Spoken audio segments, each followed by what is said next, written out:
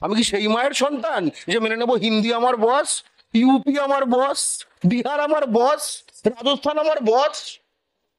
বাঘাযতীনের জাতির সন্তান আমি, সূর্য সেনের জাতির সন্তান আমি, সুভাষচন্দ্র বসুর সন্তান জাতির সন্তান আমি, মাতঙ্গিনী হাজরার জাতির সন্তান আমি।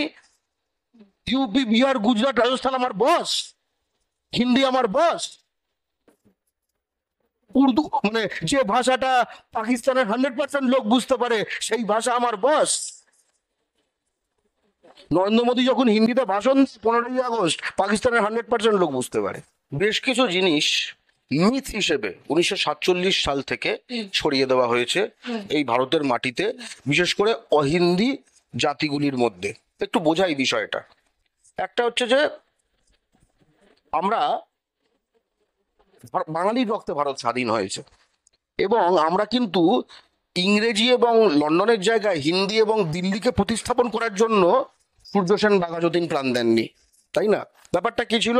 বাঙালির ওপর ইংরেজ চেপে বসেছে, তামিলের ওপর ইংরেজ চেপে বসেছে, পাঞ্জাবির ওপর ইংরেজ চেপে বসেছে, তো আমরা সরিয়ে দিলাম তাকে, এবং সরিয়ে দিয়ে এই বিভিন্ন জাতিগুলি মিলে আমরা সমান অধিকারের, কেউ কারোর থেকে উঁচু না, কেউ কারোর থেকে নিচু না, এর ভিত্তিতে আমরা ভারতবর্ষ করেছি। যে কারণে এটা যুক্তরাষ্ট্র, এটা একক রাষ্ট্র না, ইউনিয়ন অফ স্টেটস বলা হয়, ঠিক আছে? ফেডারেল, এই যে ফেডারেলিজম, যুক্তরাষ্ট্রীয় কাঠামো, এই কথাগুলো বলা হয়।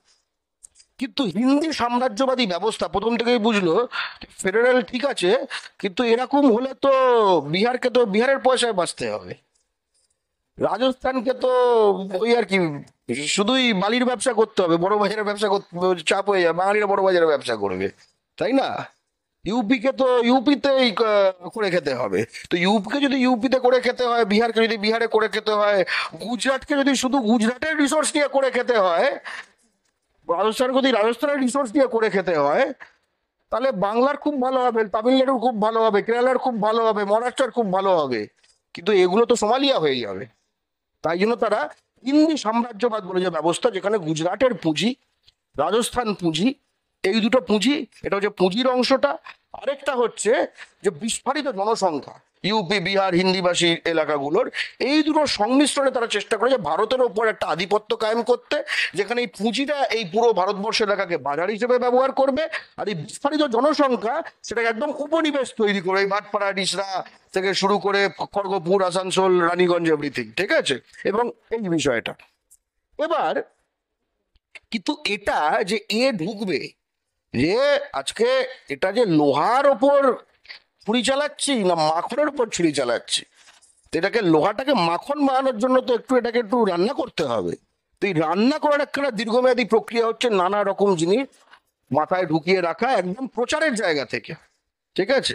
যেরকম আমি এটা প্রথম ব্রিটিশ আমল থেকে স্বাধীন ভারত, এবং এই ব্যাপারে কিন্তু নেহেরু টু মোদি সব এক, সব এক, ঠিক আছে? কোনো তফাৎ নেই।